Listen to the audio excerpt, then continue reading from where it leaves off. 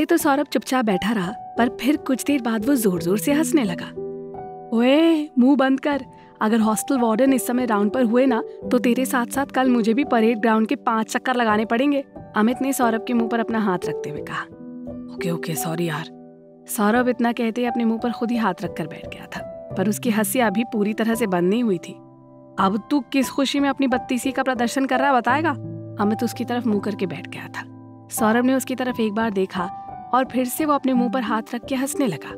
Saurabh, this is the last warning to you, okay? Stop laughing, otherwise I will hang you from the balcony of this room, okay? Amit ने खिसियाते हुए बोला। मतलब कमाल है यार, मैं जो बात तुझसे इतने सालों में नहीं कह पाया, वो उस लड़की ने तुझसे फर्स्ट मीटिंग में ही कह डाली, और वो भी बिना तुझसे डरे हुए। सौरभ ने बड़ी मुश्किल से अपनी हंसी को रोकते हुए कहा। What the hell? What are you talking about? Are you talking about me? मैं अकड़ूं, मैं सड़ूं, मैं arrogant हूं? अमित ने गुस्से से कहा। है तो तू ना इन सभी क्वालिटीज का एक कॉम्बो पैक है, सौरभ ने कहा और वहां से भागकर वॉशरूम में घुस गया। वो अच्छी तरह से जानता था कि इसके बाद अमित उसकी क्या हालत करेगा, इसलिए वो अमित के एक्शन मोड में आने से पहले ही अपने बचाव के लिए वॉशरूम की ओर बढ़ गया था। कमीने, बाहर निकल, आज मैं तुझे अपने कॉम्बो पैक के फायदे तो गिना दूं। मैं भी देखता हूँ कि तू कब तक वॉशरूम में घुसा रहेगा। अमित वॉशरूम के दरवाजे को पीट रहा था। ये क्या हो रहा है अंदर? कैप्टन रघुवंशी, कैप्टन मेहरा, अंदर क्या चल रहा है? बाहर से गश्त पर निकले वार्डन को जब अमित के रूम से धमधम की आवाज सुनाई पड़ी तो वो उस तरफ आकर बाहर से आवाज देकर जानकारी लेना चाह रहे थे। कुछ भी नहीं हो रहा ऐसा, अमित ने मरी हुई आवाज में कहा। फिर ये धमधम शोर कैसा हो रहा है? वार्डन ने बाहर से ही पूछा। अब वो तो सर, अमित को समझ नहीं आ रहा था कि वो क्या जवाब दे। दरवाजा खोलो, वार्डन ने सख्ती से कहा। अमित ने जल्दी से दरवाजा खोल दिया। वार्डन अंदर आ गया और इधर उधर देखते हुए बोला, आपको पता है ना कि रात को 10 बजे के बाद किसी भी किस्म का शोर और रोशनी यहाँ हॉस्टल में अलाउड नहीं है? वार्डन ने डुग्गू को घूरते हुए कहा। जी बिल्कुल सर। डुग्गू चुपचाप हाथ बांधे खड़ा हुआ था। तो फिर भी आपके रूम से आवाजें कैसे आ रही थी? वार्डन ने कमरे के चारों तरफ देखते हुए पूछा। वो अमित लड़खड़ा रहा था कि तभी पीछे से सौरभ वॉशरूम की तरफ से वहां आ गया और ये देखिए सर, हम दोनों इसे पकड़ने की कोशिश कर रहे थे। सौरभ ने एक बेहोश से चूहे को वार्डन के सामने रख दिया। ये क्या है? वार्डन घबराहट में 2 कदम पीछे हट गया था। अरे सर, इसी को तो पकड़ने के लिए हम दोनों तब से इसके पीछे पड़े हुए थे, और वो शोर भी इसी की वजह से हो रहा था। इसने मेरी एक किताब का कवर पेज ही उतार डाला है सर। सौरभ ने नौटंकी करते हुए अपने चेहरे को उदासी से भर दिया था। सौरभ ने अमित की तरफ एक आंख विंक कर दी थी और उसे कुछ इशारा भी कर दिया था। हाँ सर, हम लोग ये चूहा ही तो पकड़ने की कोशिश में लगे हुए थे और इतने में इस तरफ आप आ गए, अमित ने भी मासूमियत से कहा। ठीक है, अब इसे जाकर फेंका। ऐसे हाथ में गिफ्ट की तरह क्यों पकड़े हुए खड़े हो? और हाँ, हॉस्टल के रूल्स को फॉलो करने में ही तुम सबकी भलाई है, समझे?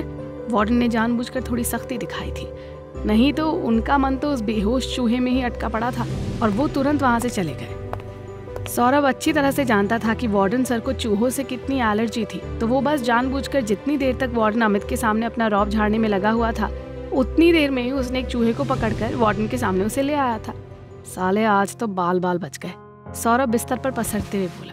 अमित को मनी मन हंसी आ रही थी, पर वो बाहर से कतई सीरियस जेस्चर धारण किए हुए था। उसने रूम का दरवाजा और लाइट बंद की और बिस्तर पर फैले सौरभ के ऊपर राशन पानी लेकर चढ़ गया। साले, ये सब तेरी वजह से हुआ था, तू ना बेटा आज गया मेरे हाथों से। अबे अजीब बात कर रहा है तू, एक तो इतनी मुश्किल से वार्डन को यहाँ से भगाया और फिर भी तू मुझे ही धो रहा है। अरे देवा, उठा ले देवा यहाँ से।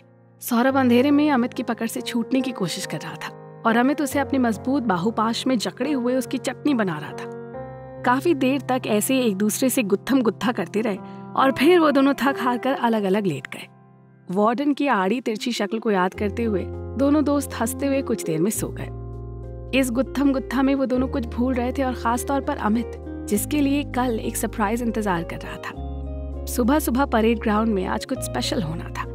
एक तरफ सीनियर्स का झुंड इकट्ठा हुआ था और उनसे थोड़ी ही दूरी पर जूनियर्स भी इकट्ठा हो रहे थे। सीनियर्स अपने अपने हिसाब से जूनियर्स को ताड़ रहे थे। कुछ को एक दूसरे से टशन दिखाना था तो कुछ को एक दूसरे पर अपना अपना क्रश दिखाना था। वहीं कुछ सीनियर्स और जूनियर्स आपस में ही अपनी अपनी सेटिंग बिठाने की कोशिश कर रहे थे। यूं इस तरह से एक दूसरे के आमने सामने इकट्ठा होने का मौका कम ही आता था। पता नहीं कब किस बात पर बवाल मचा दे दोनों पक्ष आपस में, पर आज का ये समागम कुछ खास था। उस प्रैक्टिकल इवेंट के लिए था जिसमें सीनियर्स और जूनियर्स को मिलकर काम करना था, न कि एक दूसरे के अगेंस्ट। तेरे चक्कर में ना आज पक्का परेड ग्राउंड के चक्कर लगाने पड़ेंगे।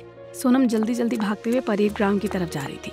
और साथ में चलती हुई अंजलि को मन भर सुनाती भी जा रही थी।